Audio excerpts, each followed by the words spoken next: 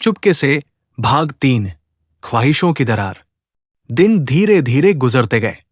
हवेली के भीतर एक अनकहा रिश्ता पलने लगा था। संध्या और राहुल अब एक दूसरे की मौजूदगी को महसूस करने लगे थे। बिना कुछ कहे, बिना छुए, लेकिन फिर भी सब कुछ कह देने जैसा। हवेली के भीतर एक दोपहर जब रेखा अपनी बहन के घर गई हुई थी और श्यामू बाजार गया था, हवेली एकदम शांत थी। संध्या रेशमी नीली साड़ी में ऊपर वाले कमरे में बैठी थी। बाहर धूप खिली थी, लेकिन कमरे में हल्की ठंडक और गूंजती खामोशी थी। नीचे से राहुल की आवाज आई, संध्या जी, फूलदान कहाँ रखें? ऊपर ले आओ, खिड़की के पास रखना है। राहुल धीरे धीरे सीढ़ियों से चढ़ता आया। कमरे में दाखिल हुआ तो ठिठक गया। संध्या खिड़की के पास खड़ी थी, बाल खुले, साड़ी की पल्लू ढीली और एक गहराई उसके चेहरे पर। यही रख दो, संध्या ने इशारा किया। राहुल फूलदान रखते हुए बोला, आप बहुत सुंदर लग रही है आज। संध्या ने एक पल को उसकी आंखों में देखा। वो नजरें नहीं हटा पाया।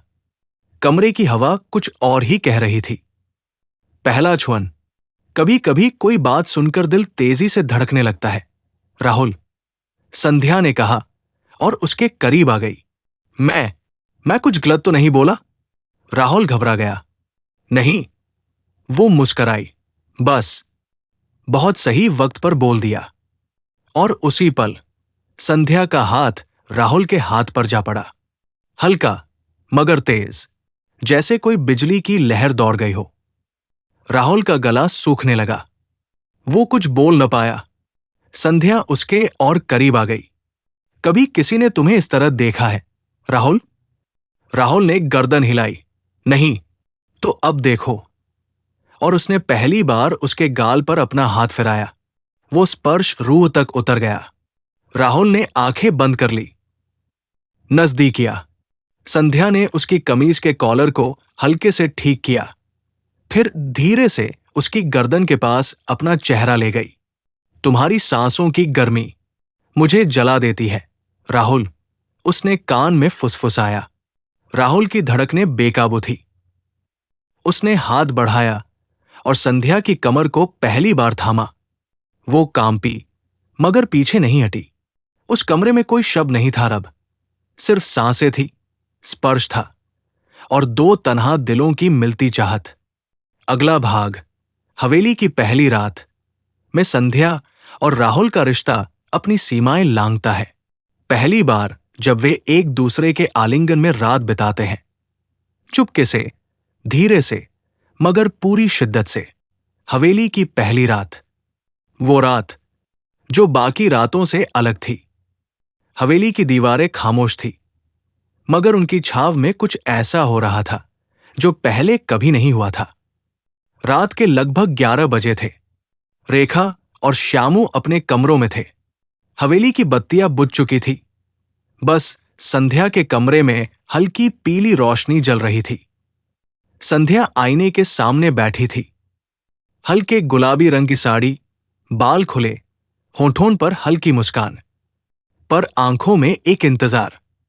तभी दरवाजे पर बहुत धीमी दस्तक हुई। ठक ठक। आ जाओ, राहुल, संध्या ने धीमे से कहा। दरवाजा खुला और राहुल अंदर आया।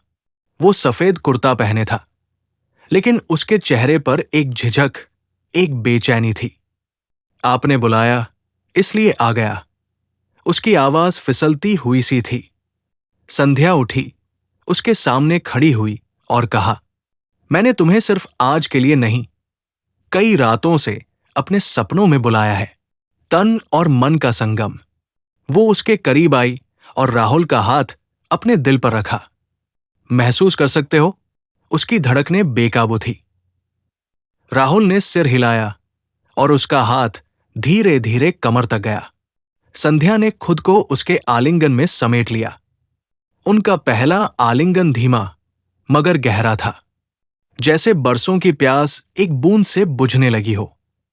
राहुल ने कांपते हाथों से उसकी पीठ सहलाई। साड़ी की सिलवटें उसके हाथों में उलझने लगी। संध्या ने उसका चेहरा अपने हाथों में थामा। मुझे इस तरह देखा किसी ने पहले कभी नहीं। तुमने मेरी रूह को छुआ है। राहुल ने धीरे से उसके होठों को चूमा, पहले हल्का, फिर गहराता हुआ। संध्या की सांसें तेज होने लगी। उन्होंने बिस्तर की ओर कदम बढ़ाया।